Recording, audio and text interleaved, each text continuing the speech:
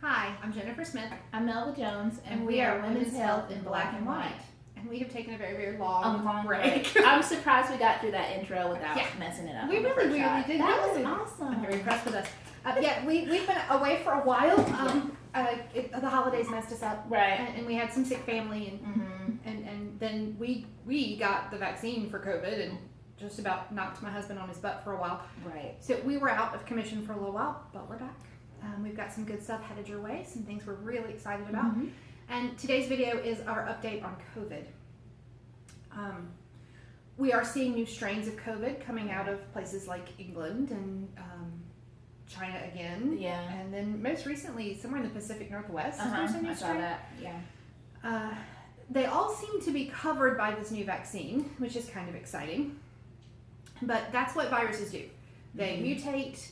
They change. That's why we spend so millions of dollars and so much effort in medicine to chase viruses, because they're always changing on us. And we expect that. So them changing is not like everybody's like, oh my God, it's mutating. Like, we expected that to happen. Like, that's going to happen. So, don't get super freaked out that the virus is changing, but it's a virus. That's what they do. That's what they do. They do it very well. It's not going to stay the same. Yeah, it's definitely not. That doesn't mean that it's in any way worsening necessarily. Right. It's still out there. It's still very virulent. It's still easy to catch. Yes. We still want you to be taking precautions, but it's not. These new strains aren't any worse. They're just different. Different, right. We told you in past COVID updates that pregnant women were not at increased risk. And they're not at increased risk of catching the virus. Yeah. But what we're seeing now that we've got some evidence under our belts is that they are definitely at increased risk, especially in the third trimester, of having this disease become severe. Yeah. So some of that is just physiological. When you are pregnant, the organs that take up this much room take up this much room, including your lungs. So if you have if compression is being placed on your lungs by this growing fetus, and then you get a respiratory disease, it's going to be worse. Yeah. That's why flu is worse for pregnant women. That's why asthma is worse for pregnant women. So it's not surprising to find that the severity of disease is a little worse in our third trimester patients. It's still not that bad for a previously healthy woman. It's very rare that a woman's going to become hospitalized with COVID, even third trimester. We're talking less than 10% of women who get COVID have to be hospitalized. And it is extremely rare that those women have to go into the ICU or be on the vent. It's very rare that they die, but it happens. Yeah. So I would much prefer you don't get COVID while you're pregnant. And with this new vaccine, there's some light in the darkness. Now, there's been a lot of controversy about pregnant women and the vaccine, and I want to say a few things about that. Yes, no pregnant women were intentionally included in any of these trials. What pregnant woman would sign up to be somebody's guinea pig? Yeah. So no pregnant women were intentionally included in these trials. 18 women became pregnant during these trials.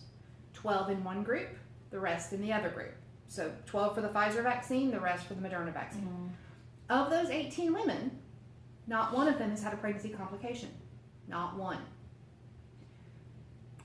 The agencies that agree on this is a long list. And there's one agency that seems to hold the opposite opinion. So CDC, Centers for Disease Control, the American College of Obstetrics and Gynecology, the American College of Nurse Midwives, the American College of Maternal Fetal Medicine, and the American Society for Reproductive Medicine have all agreed that pregnant women should not be excluded from receiving the vaccine. They have not gone the step further to say pregnant women need to get it. What they have all said across the board is there is no medical reason to exclude a pregnant or breastfeeding woman from getting the vaccine, that they should discuss it with their own provider. Are they suggesting like what trimester? They're not. Any trimester. Just any trimester. Okay. Any trimester.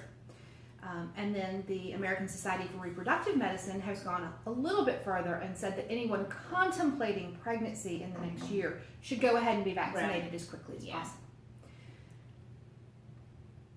So the one group that sort of dissented was the World Health Organization, and even they've kind of reversed their policy. Mm-hmm. Initially, what they said was because it wasn't tested on pregnant women, because we cannot say that it is completely safe for, nothing is completely safe. Right. Tylenol's not completely safe. Yeah. Nothing is completely safe. But they said initially that pregnant women should not get it unless they are at high risk of catching COVID. Mm-hmm. My goodness. What determines high risk? At high risk of catching. Unless you have a job that means you don't have to leave your house. Ever.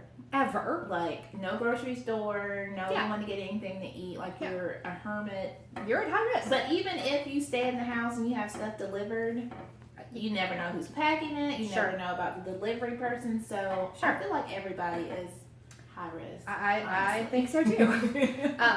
And what I've been telling my patients is pregnant women should not be excluded from getting it. If you want to get the vaccine, you absolutely should. Yeah. I cannot tell you to get the vaccine, but I can tell you if I were pregnant sitting here right this minute, that would not be funny. If I was pregnant sitting here right this minute, I would get my vaccine. Yeah. I have had both doses of the Pfizer vaccine. First dose was fine. I didn't have any complications. I barely knew that I'd had a vaccine. Mm-hmm. Second dose was a little worse. Yeah. And that's to be expected for everybody. Yeah. So don't let that scare you. No. Let's talk a little bit about how the vaccine works. Yeah. This is not a traditional vaccine. This is not a little bit of weakened or killed virus injected into your body to create an immune response. This is actually so much cooler. This is a piece of mRNA. RNA is, everybody's kind of heard of DNA. Yeah. RNA is similar. It's one of the genetic components that build our body, and it's a way of communicating. It's called a messenger. Mm-hmm. So that's the M part. So what this little piece of mRNA does, it's the mRNA from COVID. It is not COVID. You are not being injected with the virus at all. It's this little piece of messenger that hangs out on the virus itself. It's the little spikes that you see when they show you a picture of the virus on the news. Your immune cells see those spikes and say, that's foreign. What is that? What is that? And so it builds something to break those spikes down. Mm-hmm. You get that first dose, it's kind of a loading dose or a teaser dose, and your cells go, okay, we know what this is. We've seen this. You get the second dose. And your immune system says, whoa, we know this. Yeah. We know this is foreign, and we are ready to kill it. That's why you get more symptoms with the second dose, because your body is mounting that aggressive immune response. And those symptoms, the low-grade fever, the headache, body aches and chills, even nausea and vomiting for some people, those symptoms mean that it's working. Mm-hmm. Your body is creating this immune response. It's readying in preparation to fight this virus. The mRNA cells are cleared by your body. All of those little spiky things are gone within a day or two. Some people have said that they look very similar to another protein that's used in the production of placental cells. And they do look similar. The placental cell protein is, I'm going to have to look it up, I'm going to have to read it to say it to you because it's a weird word. It's syncytic 1. That's the protein that it's similar to. And it looks a little similar to these COVID spikes. But a little similar doesn't mean your body's dumb. Yeah. Your immune system is going to recognize big differences between these two things. It's a little similar in the way that an asparagus looks a little bit like a palm tree that's not all frond out. It doesn't mean that your body's going to go, ew, you're eating a palm tree. It's the same thing, yeah. It's not the same thing at all. It's just a tiny bit of a similarity in shape. Mm-hmm. Your immune system's smart enough to figure this out. There is absolutely no indication that it has any effect on the formation of placental cells. And the 18 women that received the vaccine and then got pregnant, placentas work just fine. Right. Some other people have suggested that the vaccine can cause male infertility. Well, here's the thing about that.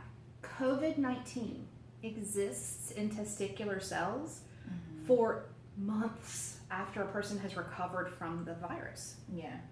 And there are a bunch of viruses that can affect the way the testes work and produce sperm. Hepatitis is one, herpes is one, COVID may be one. I mean, we may find that out.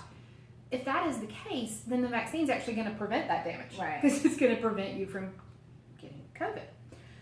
We do not see that the vaccine exists in testicular cells long after you've had it. It's the virus that's going to hurt you, not the vaccine. So, in my mind, there are a few choices here. And like, I'm not going to tell you what to do. Right. You are grown people. Yeah. Your choices are get vaccinated as soon as possible, regardless of whether or not you're pregnant. That is the option that I would absolutely take. Choice number 2 is get vaccinated after delivery. That's a valid choice. Yeah. If you're worried about the baby, Just wait. but there is the potential that your vaccine will go through the placental cells, through the placenta into the baby, and actually boost the baby's immunity. And that possibility would be a strong push for me. The third option is don't get it at all and do your very best to avoid exposure. And the fourth option is don't get this mRNA vaccine, waiting for a more traditional vaccine to come along, more like the flu shot, which is in the works. Right. But the way that those vaccines are developed is a slow process, and we may not have that for another year. So those are, that's kind of my update on COVID. I feel like the vaccines are safe. I'm really glad I got it. And if it were my family, I would be recommending it. You guys are not my family, not that I care less about you, but I'm not going to tell you what to do the way I'll tell my family what to do. But yeah, I would absolutely get that vaccine if I were pregnant today. Right. Definitely not pregnant today. Definitely but, not. Definitely not. I currently I have not been vaccinated. I'm planning to get vaccinated. I just knew that the second dose was going to hit a little bit different. So I want to make sure when you're getting this, just, it's a little window period from your first dose to your second dose. And so I know in the month of February, I had too much stuff going on that you never have a good time to get sick, but I was just like, I can't be dealing with any sickness in February. So I purposely did not get the vaccine in January because I knew my second dose would fall in February. Right. So once I get out of February, not that life is going to slow down, but at least I know that going forward, if I need to take 2-3 days to recover from the vaccine, that is, what I'll do. So that is why I waited. It wasn't because I'm afraid of the vaccine or anything like that. I'm a nurse. We get vaccinated all the time. So we're scared of bed bugs. Yeah, bed bugs, lice, those type of things. Yeah, but not vaccines. So that is the reason I haven't been vaccinated yet. So that is something to take into consideration. And then also, I would just say, if you're knowing that most people have an intense or more response to the second dose, you can do stuff to, kind of prepare yourself, like already have some type of fever reducer on board at the house, or even, allergy medicine or something like that. Like, be prepared in case it happens. Not saying it will happen, but more than likely you will have a more intense response to the second dose. So don't let that freak you out. Like, that's what we want to happen. Yeah. I will say that my symptoms were very short-lived. I was very lucky. And I was saying, how long did yours last? So I got my vaccine at about noon on a Thursday. And I was fine all day long. Okay. I woke up at 3 a.m. Friday morning with the most horrible headache, body aches, chills. I felt lousy. Right. And I still went to work. I just took some Motrin and powered through. Of course, I went to work with COVID, so there you go. I was sick in February, way before we knew that this was going to be a pandemic. And I sure did work straight through being terribly, terribly sick. And I know I had COVID because I have all the antibodies before I got vaccinated. So I had it, but it didn't slow me down. One of my docs and I got our vaccines at almost exactly the same time. We got them on a Thursday. He had the exact same story. He was fine. He woke up Friday morning with a terrible headache, body aches and chills.